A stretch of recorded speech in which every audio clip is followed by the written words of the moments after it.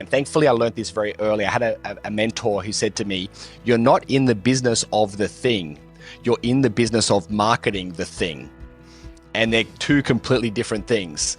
So most people go, "I'm an engineer." He's like, "Well, if you're going to become an entrepreneur, then you're actually not an engineer. You're a marketer that's selling engineering services." So there's a big difference between being an employee and being a business owner.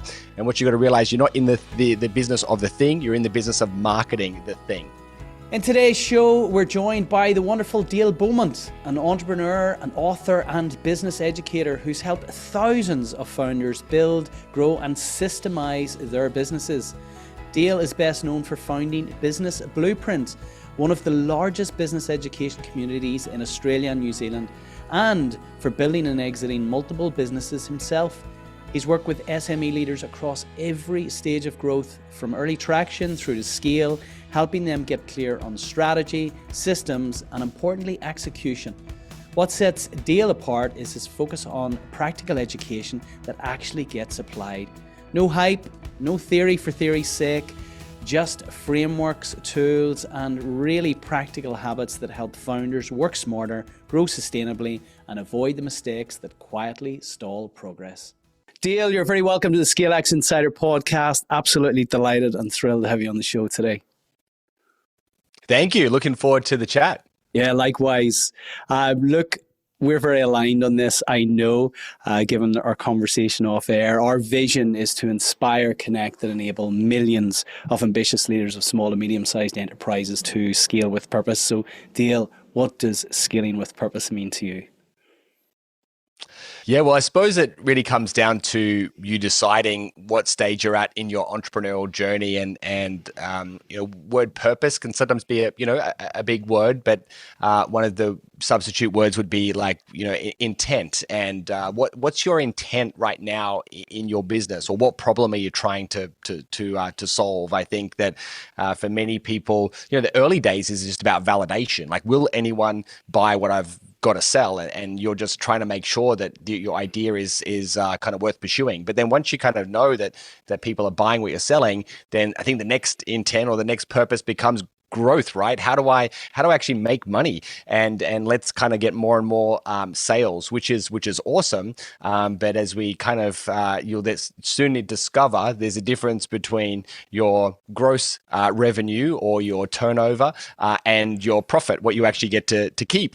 And so many people, they optimize for just making sales, but then as much as they make, they spend. And so they kind of then realize, well, I can't just optimize for revenue. That's good, but I need to optimize for profit. And then after that, people then go, okay, well, this is great that I'm making all this profit, but I'm also working 80, 100 hours a week, and that's not sustainable. So then they go, okay, well, I need to maybe change what my purpose is or my intent is, and maybe start looking at more lifestyle and how do I get back my time. And then part of that journey is about building a team out as well, which we can kind of talk about. And then there's other journeys as well, such as preparing a business for sale, which is a whole other journey as well. So it really comes down to, like, I always oftentimes ask my clients, like, what are you optimizing for right now? Which of these list of sort of 7 to 10 things is your number one? And make that your kind of focus, because the activities are going to be very different based on what problem you're trying to solve at that stage of your journey. Yeah, I love that. I love your interpretation of scaling with purpose, which is scaling with intentionality. So we'll get into that today. You mentioned that scaling is really setting out to solve a problem or service a need, and bringing that to a wider audience. What is the problem that you solve for, and for whom? Yeah, so my clients are all small to medium-sized business owners, primarily across Australia and New Zealand. And for most of them, they come to me because what they've been doing has stopped working. They've sort of like risen to their level of incompetency, which is basically, I don't know what I'm doing now. Their business kind of stalls and they're just not growing fast enough. Some of them are not growing at all, or some of them are perhaps even kind of going backwards. And so, first of all, we've got to work on their mindset and help them to realize that their business is ultimately a mirror of themselves. And so that's an important conversation to have, which we can explore later on about mindset and identity. But once we kind of work on that, and then it becomes a case of going, okay, well, what does growth look like for you? What does scaling look like for you? And let's set some goals. One of my mentors said to me once, I was in a former life, I used to be a gymnast, and my coach said to me, he said, the difference between working with a goal and without a goal is results. And if you want results, you got to have a goal. Otherwise, you're just like, any kind of path or any road will do. So you definitely need to have a goal. So I work with entrepreneurs to get them to create, first of all, a big picture, kind of like a vision of what they want to achieve, because sometimes people, they're scared of setting goals because they're worried about their present circumstances or how much money they got in the bank, and they limit their thinking. So you kind of like to say, if all things were possible, in 7 to 10 years time, what would you love to create? What does success look like? What is your dream business? And it's important for me to kind of to not enforce any of my beliefs on top of them around the money that they make or what they should be achieving, or some people kind of make you think that you need to have a helicopter and a private jet, and you need to have all of these. You have to drive a Ferrari in order to be successful. But many people, they want other things. They want to be able to pick their kids up from school. They want to be able to have a holiday home somewhere. They want to be able to look after aging parents. And so I get people to connect with things that are personal, that mean something to them, and go, what does success look like? What are all the things that you want? And then we go, all right, let's set now a 12-month goal about what does the business need to look like in 12 months time? So we're on that trajectory. And it's okay that you might fall a little bit short. That's okay, because we know that saying, you underachieve the goals that you set in 1 year, but you'll almost always overachieve the goals that you set in 10 years. And so getting people to set a goal and then start going, okay, what are the next 3 or 4 or maximum 5 things that you need to work on in your business in order to hit that 12-month goal. And that unlocks the most important thing in business, which is focus, right? Because people try and put their energy into 20 different places. And so I think having no more than 5 or even sometimes 3 sort of like, priorities at any point in time is really what I think the most successful entrepreneurs do. They know that their energy is a kind of a limited thing. And so where you put your energy, results will flow. So you really need to understand what are those 3 to 5 things maximum that you're focused on achieving in a given period of time. I'm really curious, and we're very aligned. I'm smiling as you articulate very beautifully and very wonderfully what the problem is that you're solving for. But as an ex-gymnast, why, given that you could choose any career, why business, why SME founders, owners, leaders, why have you set out to dedicate your time on this planet, your career, to helping SME leaders? Yeah, so my original career as from a 9-year-old was the sport of gymnastics, and I learned a lot of lessons from my sporting career. I learned about hard work, I learned about discipline, I learned about time management. I learned about how to motivate myself.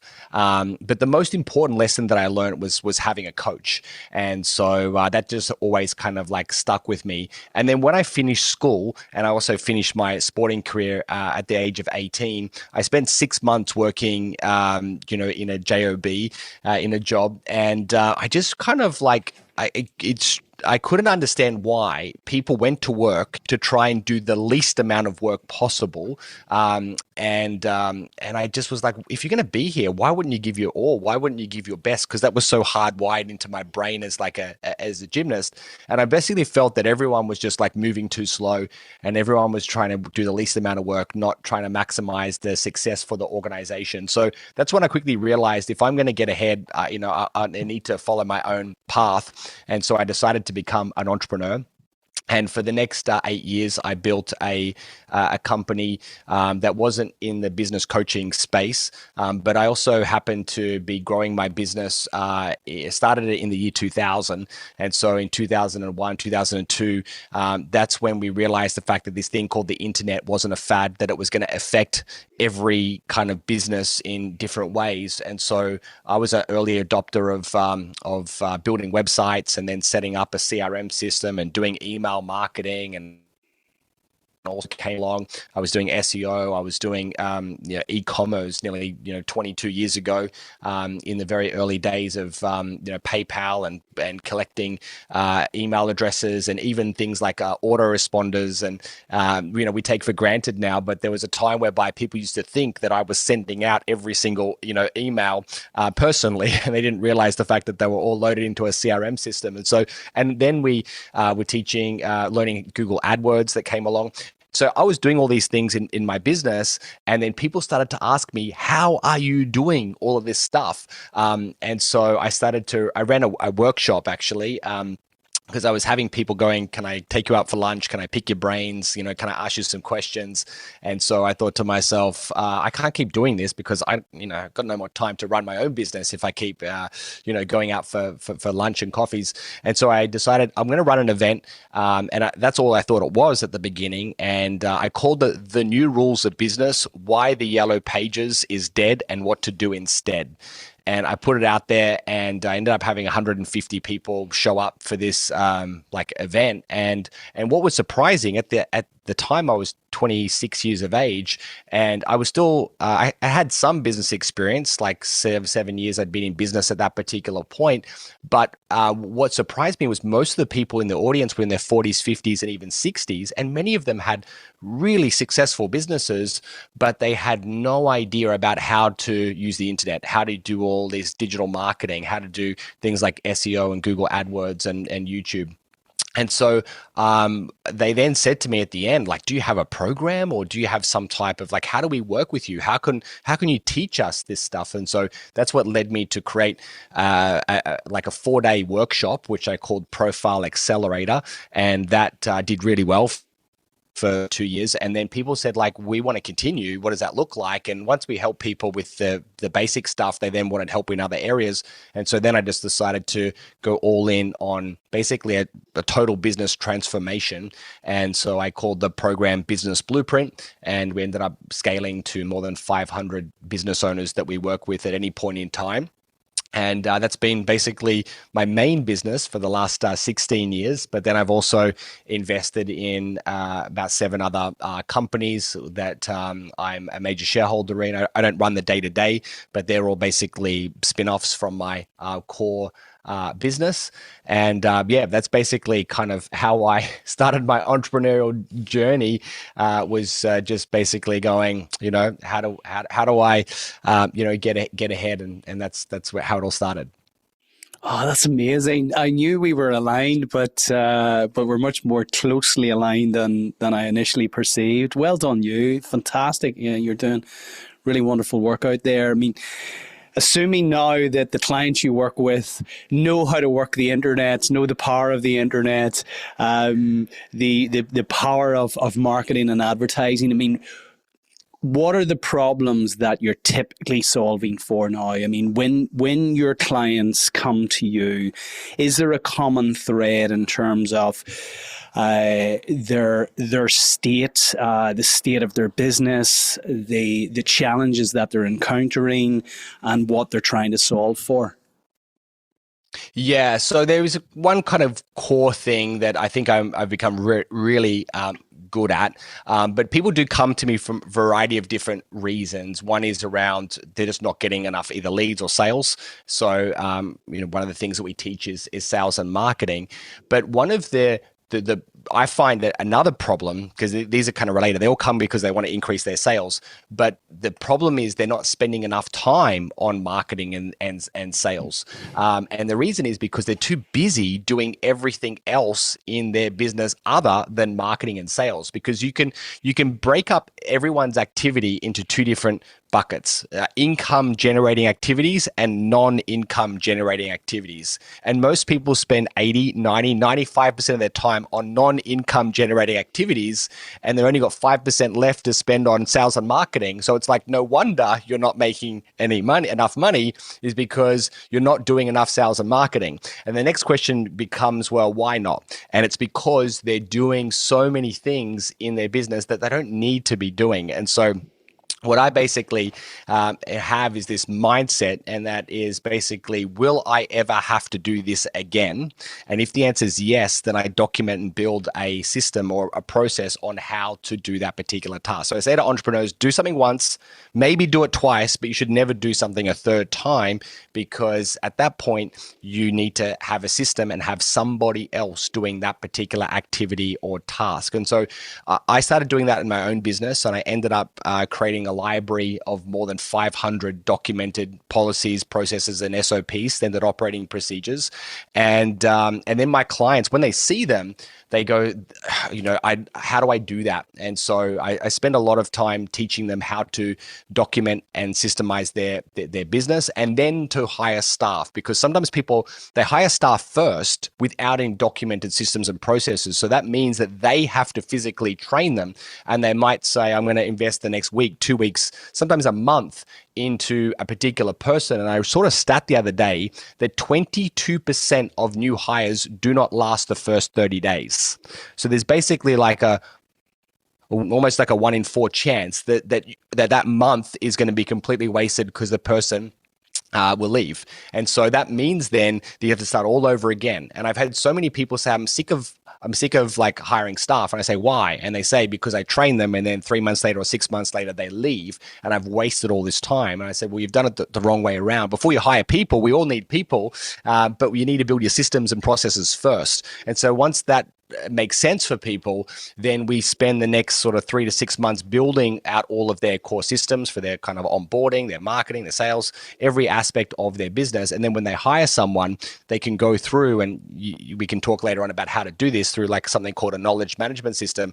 They can click on, these are the different things that someone is going to need to learn, and that creates then an induction manual for that particular person to get them up to speed. And rather than having you to train them, you can have your processes and systems train the person, and then they can be up and running in a matter of 5 days instead of 5 months, and they can be productive. And then if a staff member ever leaves, that knowledge doesn't walk out the door; it stays retained by the company, so that can then train the next person. So I've become really, really good at helping people to build world-class systems in their business. And once they do that, they get back an extra hour, 2 hours, 3 hours a day. Then they can focus back on marketing and sales, and that's when their business really takes off. There's so much in this. You've spoken to 3 or 4 of the core principles that we document in our own book, Simple Scaling. We've enshrined the 10 principles of scaling in our ScaleX 10 principle framework. And you've spoken to people, you've spoken to performance, you've spoken to process, you've spoken to proposition. Just getting super tactical for the moment on marketing and sales. And then I want to come back to process and systems. In terms of getting your proposition out into the world, if there's one thing, one action that people can take after they've listened to this podcast, and I invite them to do that, they're spending 60 minutes of their time on this planet to listen to us still. What's the one action that they can take that is a force multiplier for everything else in the context of leading to or triggering more leads and ultimately more sales? Is there a lead domino here? Yeah, it could be challenging to put it into one thing, but if I have to pick one thing, it would be, you need to basically, what gets scheduled gets done. You've got to block that time in your diary to work on your marketing and sales and nothing else. Because what happens is we do some marketing and sales, then we get some clients, and then we go, great, I've got all these clients. Then you spend, all your time servicing those clients, and you stop doing what got you those clients to begin with. And so what you need to do is, and when anyone is not having enough like sales, we go, it's because of the activity that they stop doing normally 30 to 90 days before, because there's normally a bit of a lag between your marketing and sales and dollars in the bank. And so like you can almost pinpoint, when they stop doing their sales and marketing, it's normally, 3 months before they've got no more money. They've got very, a low amount of money in the bank. And so what you need to do is go, okay, how much time do I need to schedule? And I believe it's probably a minimum of 2 hours a day. Now, whether you do it every day or you might sort of like do 4 hours, 2 days a week or something along those lines, but it's probably 8 hours a week that you're going to spend on marketing and sales related activities. So for some people, they might say that between I'll get in the morning and I might check my kind of emails, anything urgent, I'll get my team to reply to that. But between whatever time it is, say 12 o'clock, 10 o'clock until 12 o'clock or 12 to 2, I'm only going to focus on my marketing and sales related activities. So I'm either doing appointments with qualified leads, or I'm creating activities to lead to qualified leads. Now, what those activities are, that'll be dependent on what are the 2 or 3 strategies that you're focusing on, whether that be partnership marketing or content marketing, or you might be doing cold outreach, you might be doing LinkedIn, for example. There's lots of different strategies, but the main thing is what gets scheduled gets done. You've got to block it in your diary to work on it. Otherwise, you'll get busy and you'll stop doing it, and then money will dry up, and then it'll take a while to get that get your marketing and sales cranking again. I had the wonderful Daniel Priestley on the show. He says everything's downstream from lead generation. I mean, are you suggesting, Dale, so this is a small business, you suggesting that the founder is directly involved in sales and marketing, regardless of the size of the business? Or can you just speak to that? Where does the founder or the CEO get involved in the sales and marketing if they're not from that domain? How can the business leverage the skill set of the founder if they're listening to this at the moment and they're not, they're maybe from an engineering background, a software background, a technical background, and shy away from all things sales and marketing? What's your advice there? Yeah, I might just speak a little bit to the way you've phrased the question, because I know that we've both spoken to a lot of people, and there are many people that just say to themselves, if I could just find someone else to do my marketing and sales, and then I could just do the part that I really love, and enjoy, which is kind of like, working with my clients and stuff like that, that would be amazing, right? But if you do that, it's literally like giving someone else access to your bank account, because they are going to be controlling your financial future. And so what you've got to realize, and this is a really kind of like important thing to understand. Thankfully, I learned this very early. I had a mentor who said to me, you're not in the business of the thing. You're in the business of marketing the thing. And they're 2 completely different things. So most people go, I'm an engineer. He's like, well, if you're going to become an entrepreneur, then you're actually not an engineer. You're a marketer that's selling engineering services. So there's a big difference between being an employee and being a business owner. And what you got to realize, you're not in the business of the thing, you're in the business of marketing the thing. And because that's ultimately the thing that's going to generate income in the business. And if you delegate that to someone else is controlling how much money you make. So that's really important to realize this. And most people, they suck at it at the beginning, and that's okay. I was terrible at marketing and sales at the beginning because I had a great product, but what you got to realize, having a great product means nothing. It really comes down to how good you're at marketing and selling, and it is a learned skill. Like I was not good at it at the beginning, but I focused on it. I did courses, I read books, I watched, we didn't have podcasts back then when I kind of like started as well. So it was literally books from the library and in the bookshop, and going along to any workshops workshops I could to learn it. And I was able to turn that weakness into a strength because I realized how important it was. Another way to think about it is sales and marketing is like the accelerator. Everything else is the brake.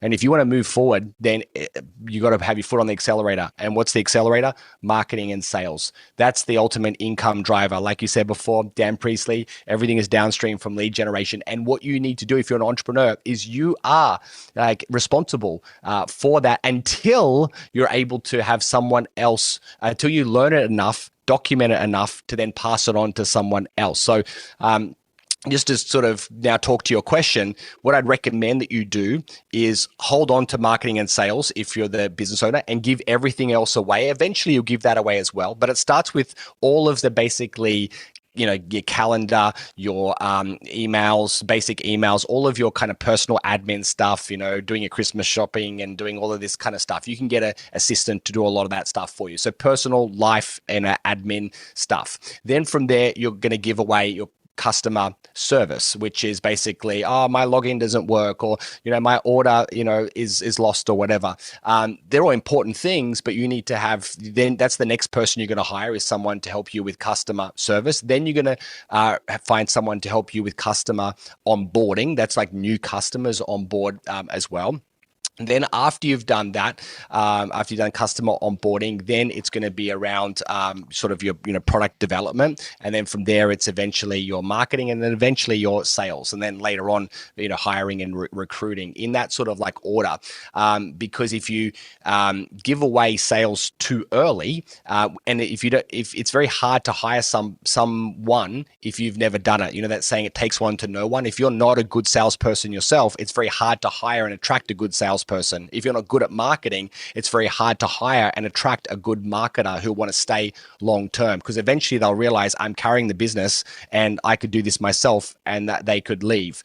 And so I really believe that you need to decide to get good at marketing and sales if you want to eventually become a really successful entrepreneur. I'm still reflecting on you're not in the business of the thing, you're in the business of marketing the thing. That is so profound. What great advice. If there was one go-to book from a marketing perspective that you would encourage everyone listening to read, that's kind of one of those books that you have defaced and labeled and you've stickies all over in your own library, what is that book? Yeah, it's probably, even though there's lots of other books that I read in the kind of early days of my entrepreneurial journey, I think that Alex Hormozi's book, which is the $100 Million Leads, has summarized a lot of the other books really, really well. And so that's probably now the book that I recommend, most, because he talks about, how important marketing and sales, is, and different ways in which to market and sell, and really, highlights how you need to be blocking. If you're not yet making $1 million a year, half of your working life should be spent in marketing and sales. And so that's a really, I think, a good book for anyone to read if you haven't already. Just that quote alone, when you sit with that forces you to really, and I suspect a lot listening, to think differently. I think there's a moment where leaders realize that kind of effort alone isn't enough anymore. I certainly see growing is doing more with more, scaling is doing more with leverage. I mean, how do you help founders transition from kind of doing more of what they've always done to actually thinking differently? Yeah, really good question. And I like the way that that you're saying as well around, it's not doing more with more, because many people, they're growing and their revenue line is increasing, but so too is their expense line at the same rate. And they realize the fact that they're working 3, 5, 10 times harder, but they're not actually making, any more money than what they were when they were smaller. And many people kind of like throw in the towel at that particular point and say, I'm doing all this work and not being, rewarded. And so it's really important to make sure that your business grows, your expenses, that will also grow, but not at the same rate. And so we create this beautiful kind of called the profit wedge, where by we need to make sure that we're, managing the expenses as well as we're kind of like growing. And that's how do we become more efficient in the way that we do things. And that involves software. Sometimes it involves systemizing your business, having really good policies and processes. One of the other things that I think is a big unlock as well is helping people to realize, not for everything, but for a lot of roles, you don't need to have someone, in Australia or America or in the UK, on a salary of $70,000 to $100,000 or £100,000 per year. You can have someone in a place like the Philippines who can work for a lot less and be really loyal and hardworking. I've got an amazing team in one of my businesses. I have 17 staff in the Philippines, and they are amazing, and they do a lot of the day-to-day running of the business because we have really good systems. That's enabled us to really lower our expenses significantly as well. So there's a few little tips in there that we can explore, but I really like how when you're talking about scaling, you really need to make sure that you are managing your expenses at the same time as well, because there's many businesses that scale and they get to the end of that scaling journey and thought, well, I put in a lot of work, but I'm not actually making the money because they haven't really managed the other side of their business, which is their expense side of their business as well. It's really interesting. You've spoken to the power of leveraging people. You mentioned the team of people you have in the Philippines, and not only are you leveraging the talent of other people, but actually, there's a level of arbitrage there in terms of you're not hiring those people in Australia where they're going to cost 4 or 5 times more than what the same competency level will cost in the Philippines. Maybe I'm getting the numbers. I'm exaggerating there a little bit in terms of the differential, but the importance of leveraging people and leveraging processes to ensure that actually you create that wider profit wedge. My background's in finance. One of the cliched statements that we learned very early on was sales is vanity, profit is sanity, and cash is reality. So just picking up on that for a moment, what do you feel that, and what have you seen are some of the warning signs that what looks like a successful business in the early stages is actually a business setting itself up for significant challenges and maybe failure down the line? Yeah, I think there'd be a few, kind of like indicators to sort of look at with regards to one is important, which is key person sort of like dependence. And so many people, they don't have good systems and processes. So all of the knowledge for the whole business is in someone's head. And if they have, say, 10 people and one person leaves and then another person leaves as well, basically 20% of their knowledge has just really walked out the door. So that's a big red flag kind of right there if they don't have good systems and processes. So when I work with a client, I normally, will say, show me your systems and processes. And many of them don't have any, or they might have a couple of folders in Google Drive with some very basic, documentation, which is really disorganized and doesn't really have videos and flowcharts and all those other things. So that's definitely something to be concerned about. And then another thing is around just having one of anything. One is a dangerous number in business. And at the beginning, you do need to focus, on one product, on one customer, kind of like avatar or client for 1 year, to really get that kind of breakthrough, and even one marketing strategy. Like think at the very beginning, you should have one product or service, one target market, and basically focus on that for 1 year. However, once you kind of have grown up and once you're doing kind of well, many people have 80 or 90% of their leads coming from one source, and that's really risky because if something happens to that, like SEO, for example, Google releases a new update to their algorithm, and all of a sudden all of your links don't produce anymore, and then you're in trouble. So you need to make sure that as a business owner, you are thinking about how do I diversify, not at the beginning, because I think specializing and focusing is really key. But as you kind of get a bit bigger, you've got to start like looking for vulnerabilities, because it's like climbing a mountain. And yes, you might have a rope, but we need to put in these these clips along the way. And if you forget to put a clip and you fall 100 meters, you're going to be in big trouble. But if you put in a couple of clips and you de-risk your business and you fall 10 meters, then you'll probably survive.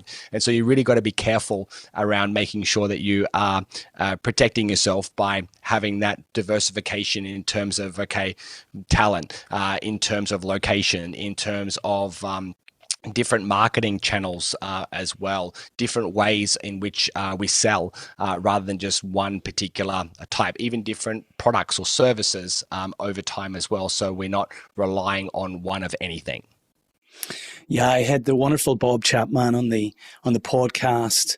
Oh, it's many seasons ago. He has scaled a multi-billion-dollar conglomerate, and he talks about the importance of actually creating a very safe business model before you begin to scale. And what you're alluding to there, Dale, is actually building out that safe business model. So kind of hyper niche to begin with, understand your initial ICP, your ideal client profile, choosing, what I'm hearing is lock into one particular marketing channel, leverage that until it's effective, and then look for other marketing channels and other ICPs that you can serve as you continue to expand your vision and scale.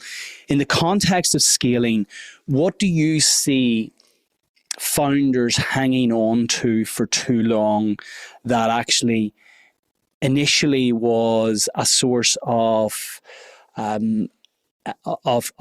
ignition for the business, but is now becoming an impediment?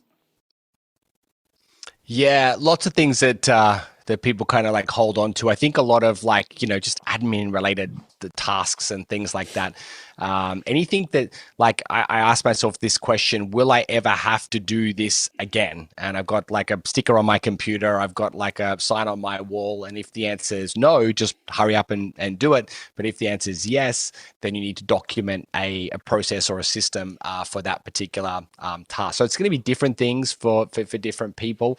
But if you keep doing the same thing on a regular basis, then you need to really go, okay, well, what is, and I know a lot of people think that, well, you don't understand, what I do is special. What I do is kind of like, is very unique. But imagine someone like, Gordon Ramsay, for example, he would never be able to develop this incredible brand and have restaurants all around the world if he said, well, I'm the only person that can cook this dish and it has to be me.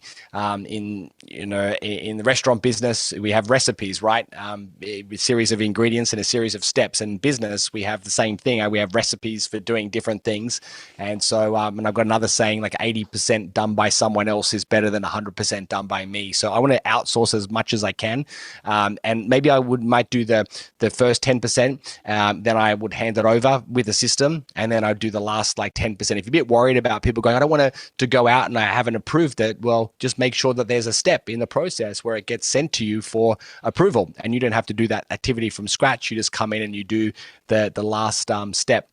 So it's constantly trying to go, okay, once I've done it once I've done it twice, then I don't need to do it 3 times. I can systemize it and I can pass it on to someone else. In terms of systemizing, I again had your wonderful fellow countryman on the show, David Jennings, who wrote the book Systemology. What do you recommend, Dale, that founders and leaders of SMEs actually do in the context of the practicality of documenting their business?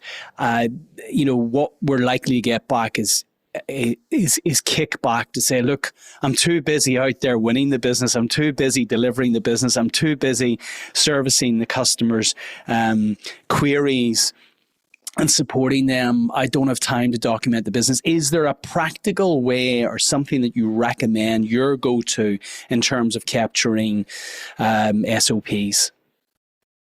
Yeah, well, what I will say, it's never actually been easier to document SOPs with the help of AI, and I'll come back to that in just a sec. But the first starting point, and we won't spend a lot of time around this, but it's really about mindset. Most business owners suffer from these two kind of like issues, and unfortunately, it keeps them kind of like trapped in the day to day of their business. The first one is nobody can do it as good as I can, and the second one, it's faster if I do it myself. And they say this to themselves like a broken record that just plays every single day. It's faster if I do it myself. No one could do it as good as I can. It's faster if I do it myself. And they get stuck doing everything. They become like, if you've ever seen one of those shows about the hoarders, the people that just like have houses full of stuff. It's like business owners that have their diary full of stuff that they are doing themselves. And your job in business is not to do the most. Your job is to kind of like be generous and give away as many tasks as you can, but not blindly. You give them a system and then they can follow. Now, in terms of people say, I don't have time to build the systems, what you can now, the easiest tool is just to use something like Loom. So Loom is a screen capture software. So I have that sticker on my computer. Will I ever have to do this again? And if the answer is yes, I will just basically click one button and then record my screen. And then I will do exactly what I was doing. And in fact, let me give you an example. So recently I got a parking ticket, and I asked myself, will I ever have to pay a parking fine again? The answer is probably yes. So what I did is I recorded a video of how to pay a parking fine. And then I put that in my library. And what you do is you record your screen, and the process took me 4 or 5 minutes, whatever it was, to go ahead and do that.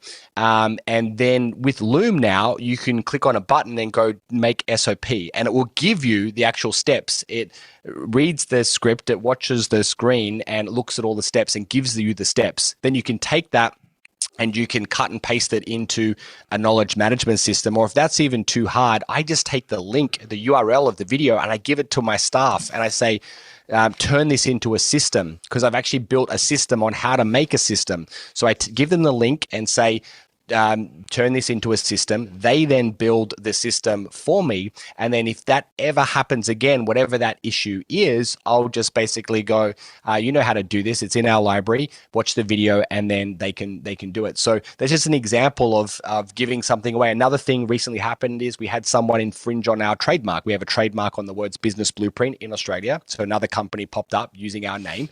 And so we had to issue them with a letter. It was frustrating. It was annoying. But I did a video on how to deal with a trademark dispute, and we got a system for that. So now when they come in, I just forward it to my team and they take care of that, sending the letter and all that type of stuff. So it's training yourself to kind of go, if I'm having to do this a second or a third time, I'm wasting my time. I need to document. And it's letting go of those ideas. No one can do as good as I can. It's faster if I do it myself. That's old school thinking now. You need to let those ideas go if you're going to become successful. Oh, that's wonderful. So the power of Loom, but you have such a wonderful mindset when it comes to process and systems. I would never, and I consider myself also of the mindset where I think about creating processes and systems for what I do, but never would I think about creating a process or a system, documented process and system for the parking ticket or for things that I might only do 2 or 3 times again. Practically, are these videos taken and then they're saved in like Microsoft Explorer, or are you using something more sophisticated? Or, how are they cataloged? What does that look like? Because this is super helpful and super practical. Yeah, so I've used lots of different. So what we're talking about here is what's called a knowledge management system. It's basically a place to store all of your documents and systems and processes. And the reason why you need something like this as opposed to just Google Drive is, one, Google Drive has thousands, tens of thousands of files. And so if I was to search for how to set up an email signature, I'm probably going to get 300 or 400 matches. And so it's like finding a needle in a haystack. It's very hard to find. And also permissions, most things are, wide open. And so someone could basically download your entire, all your documents. And so what we have is a professional platform whereby you can set up all your departments, and then inside those departments go all of your folders and systems. But then you decide which staff need to access those particular departments, so they only see the systems that they need and everything else is hidden. There are a few solutions out there, but a lot of them are very expensive. And so 18 months ago, after kind of moving our systems 4 or 5 times, we decided we're going to build our own. So we've built our own knowledge management system, and we've made it super affordable. And this is not like a plug for it, but it is, I think, the best on the market. And it starts at like $29 a month. So most of the other good ones, like Trainual, for example, is about $450 a month. And so it's way more expensive. A lot of small business owners, especially when they're starting out, they go, I'm just looking for something more affordable. So it's called One Brain, number one, and then brain .it. So onebrain.it. That's where you can go and anyone can kind of like sign up. So that's our knowledge management system, and that's where everything that we do gets stored. And you can embed videos in there, you can embed spreadsheets, you can embed documents as well. We're also building an AI feature to actually build the system. So if you type in how to conduct a performance review, we've got a magic button you click on and it writes the SOP for you as well. And then once you make a video, you can drop that in there as well. And then you can talk to we've got an app that we've developed as well, so you can talk to it and go, what's our company's dress code? Or, how do we turn off the fire alarm, or whatever it is, and you talk to it, and then it will just talk back to you and give you all of your systems, whenever you need them anywhere in the world. Brilliant. Well done. One Brain. We'll put a link to that in the show notes. You speak directly to mindset here. Nobody can do it as good as I can, or it's faster if I just do it myself. And as I say those things out loud, that has certainly been the inner story and the inner narrative at different points in time. What are some of the other mindset blocks that are quite sinister by nature? Because those typically people, unless they're aware of those, they'll not necessarily recognize them as limiting beliefs and actually impediments in their ambition to scale and free themselves from what we call the bowels of the business. So in your experience, Dale, what are some of the other more sinister mindset blocks that founders and entrepreneurs and leaders of SMEs have? Yeah, there's quite a lot of them, and I always try to be conscious of my own like language around certain things. For example, many people will see something and go, I can't afford it, and when they say I can't afford it, their mind completely shuts down. There's like, well, of course it can't, because you've said it. There's no way. Instead of turning it into a question, say, how can I afford that? Then you're starting to look at solutions.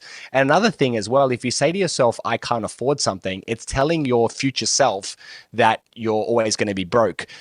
So instead, if you see something like, if you see something that you really want, just train yourself to go, oh, that's cheap. And what it does, it's showing your future self that in the future, you're not gonna have to worry about, these type of things. People go, oh, property is so expensive. It's like, well, property's cheap. Because it's never going to get, cheaper than what it is right now. People have been saying property's been expensive for 30 years, as long as I can remember. And so, but let me talk to your question. Few of the classic ones. The economy. Many people blame the economy. I remember someone saying you can make money, you can make excuses, you can't make both. So I believe that you make your own economy. And so many people, and like what I've read enough business books to know people make money in good times and bad times. In fact, people make more money in bad times. So what does that tell you? The times have nothing to do with it. It's not about the times. It's not about what's happening in the economy. It's about how you're choosing to respond to what's happening in the economy. In fact, when other people are kind of like, battening down the hatches and they're kind of contracting because they're worried about the economy, that's the exact time to be growing. That's the exact time to be increasing your market share, doing the opposite to what everyone else is doing. Do you have to work a bit harder? Yes. Do you have to work a bit smarter? Yes. But when the economy's tough, I basically know that you can make money, rain, hail, or shine. It doesn't really matter what the economy's doing. So I think that's a big one. Anytime people sort of say to me, oh, what do you think about what's happening in the economy? My answer to that is, who cares? Honestly, who cares what's happening in the economy? Because you make your own economy. One more I'll quickly share is that in business, you don't get what you want, you get the standard that you're willing to accept. And so many people, they want to make a lot of money, but, their standards are like, I've know two people. One of them is his standard is if I can make a 5% profit margin and I'm still in business, then I'm okay with that. And I've got another client who anytime his profit margin drops below 35%, it's almost like it's like code red, like his hair is on fire. He'll cancel like any, kind of staff meetings, and he'll get on the phone and he'll sell, because he refuses to accept a profit margin below 35%. It happens 1 month. That will be the last time it happens, because the next month he'll make sure it never happens again. So you've got to just, and not to say that just a number for the example here, but you don't get what you want. You get the standard that you're willing to accept. And so standards are really, important in your business as well. And so, yeah, they're just a few of the things that I constantly like to remind people of. Yeah, I love those. I'm just going to recap on those because it's important, I feel, to kind of underscore what you said there. First of all, your language, and I love the fact that you've called that out. Our words are important. They really act as a rudder for our success or otherwise. And when you tell yourself you can't do something, essentially it's a command to your subconscious to ensure that you can't. In that example, I'm a big fan also of the suffix yet. So that doesn't appear to be affordable to me yet. So you're leaving that very much open, as opposed to the closed statement of I can. So your language is so critically important. It's understanding that your environment is a reflection of your state of mind in many respects. And what I would invite people to do just on that note is to look around their neighborhood, their community right now. If they're struggling, are there other people who are not struggling?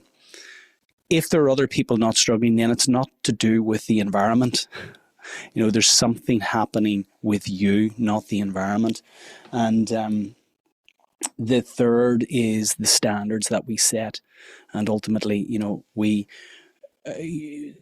we become those standards that we're willing to accept. And that example resonates so strongly, given my prior experience with another business where we had a set point of a markup of 1.5, 33% for gross profit margins, and if it fell below that, it was almost like the metaphorical red light went off. So those resonate really strongly. The mindset piece, especially for SMB leaders, founders, entrepreneurs, tends to get them trapped into kind of the activity of today as opposed to thinking long term. You mentioned right at the outset, Dale, that something that you encourage and invite those who come into your community to do is create the vision for the future, 7 to 10 years out. What questions should the founders and leaders and entrepreneurs listening be asking about the long-term shape of the business, not just, next year's growth?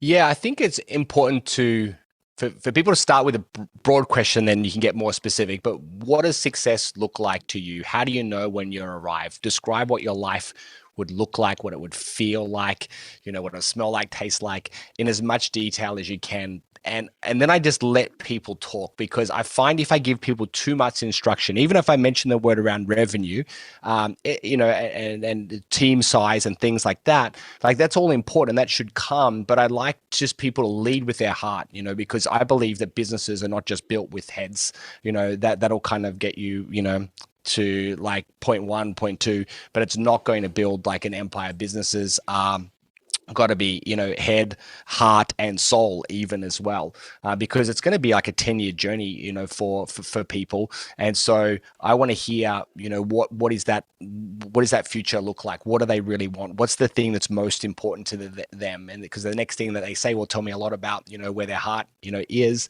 And then from there we can kind of go, okay, well, what else and what else and what else and what else? And we eventually get to things like, their team size and their revenue and their profit and their geographical location and all of those other things. But I like to sort of start really kind of broad and make sure that people, because when you read your vision, if you don't feel like, either some tears, in your eyes, or you don't feel like, your heart beating a little bit faster. Like if you read your vision and you're just emotionally like, dead, then you're not going to inspire, anybody, let alone yourself. Like, you need to come up with something that is important to you, something you care about, something that you're is worthwhile, fighting and even dying for. You've got to really connect with that kind of like vision, and then we can go back to our head, and we can then later on break it down and go, okay, well, what is it going to look like? What are the stages? What does halfway look like? And then, what does 80% look like? And then what does 25% look like? And then what would the next three things that you need to do to get yourself to 10%? What would that look like? And then we can develop a plan from there. So having that vision, I think, is important. And then kind of like really breaking it down into those the smaller steps, because people are motivated by different things. And I grew up with a lot of like entrepreneurs who are talking about their private jets and their Ferraris and stuff like that. And I've flown in a private jet, I've driven a Ferrari, but I don't want for those things. There's so many other things that I care about a lot more than those type of things. And if I followed someone else's path, I never would have never been excited or motivated. So I like to make sure that people connect with things that are important to them, not important to me. I love that. Before we move formally into the close and wrap up, the last hour is actually it's absolutely flown. I want to come back to something you shared with me off air when we spoke about the podcast that you launched back in 2014, and I said, "Are you still hosting the podcast?" And no, you made a decision not to because you valued other things higher, and that was something that you felt was no longer a priority. And you then went on to describe kind of these 6 week sprints. You work 6 weeks on, 6 weeks off. Can you just share with our listeners what your 12 months looks like? What is the life and business that you've designed for yourself that actually works for you?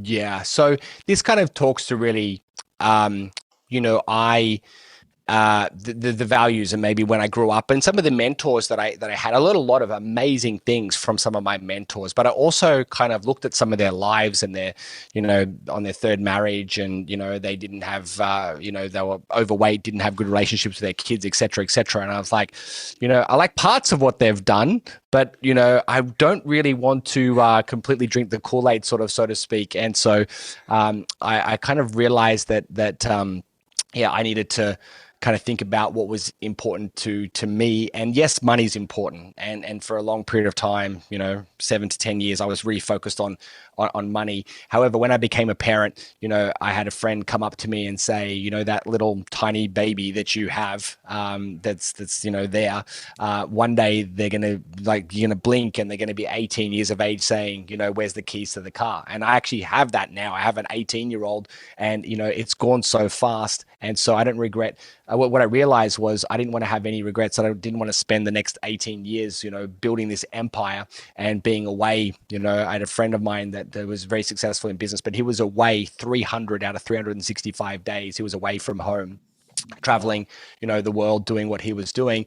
And of course, marriage ended, and many other things kind of like happened. And so I just realized, all right, these kids are like, someone wrote a book called 18 Summers. I think the title basically says, that's what you have with your kids. And so how do I optimize the business?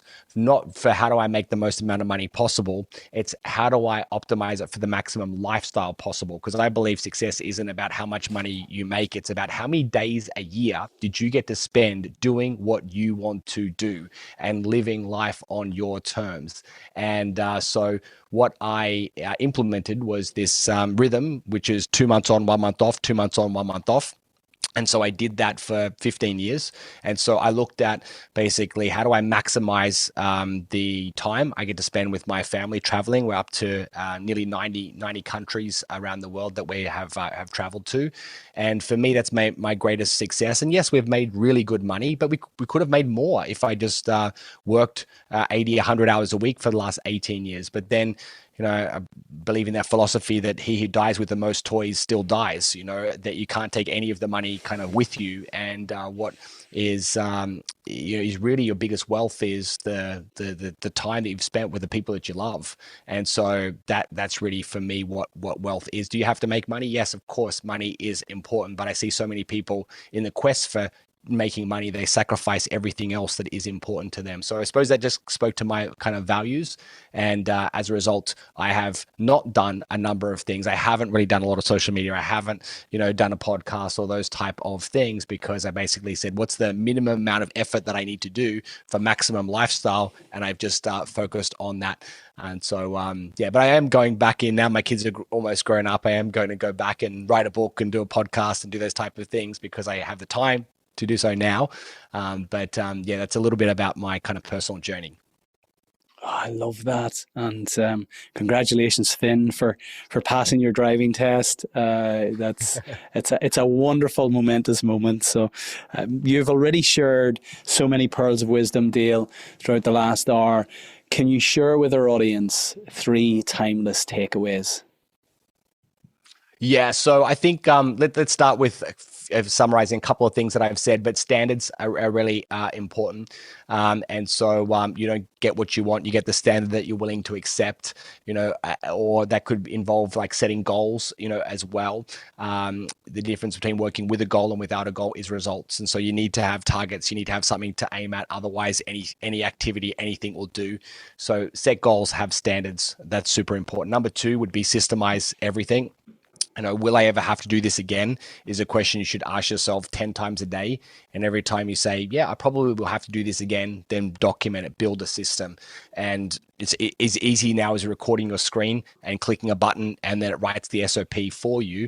And if you have like some like software or a platform like OneBrain, it's got AI built in, it can write the SOPs for you as well. So there's no excuse now not to be documenting your systems and processes. And the last one is really around understanding that business is a team sport. And I've talked a lot about my success today, but my success is really a reflection of my team that I have developed as well, in Australia and also in the Philippines as well, which enable the business to run and operate without me having to be there day to day. So understand that business is a team sport, and also make sure you care about your people as well. If you look after your people, they'll look after you, they'll look after the business, and everybody wins. So yeah, there's a few key takeaways there, and I really wish everyone well on their journey to business success. Here, here. Thank you for that. I mean, speaking of business success, what's next for you, Dale? Yeah, what's next? So I kind of want to savor these last few years with the kids. We've got an 18-year-old and a 15-year-old. So our 15-year-old is into soccer or football, as they say in the UK. So he's pursuing that. So we just want to go anywhere that he wants to go for competitions and to train and things like that. And also going to go to the FIFA World Cup this year as well. We've got a friend's wedding that we're going to go to in Italy. So for me, it's really about lifestyle, but also still have some business goals. I'm not fully ready to stop.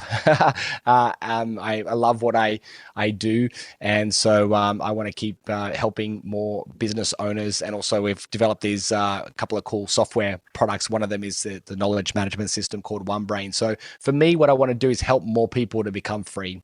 Have them to achieve time and money freedom. Of course, the vehicle is business, but it's building a business that gives you more life, not a business that sucks the life out of you. So I would encourage people to keep learning, keep growing.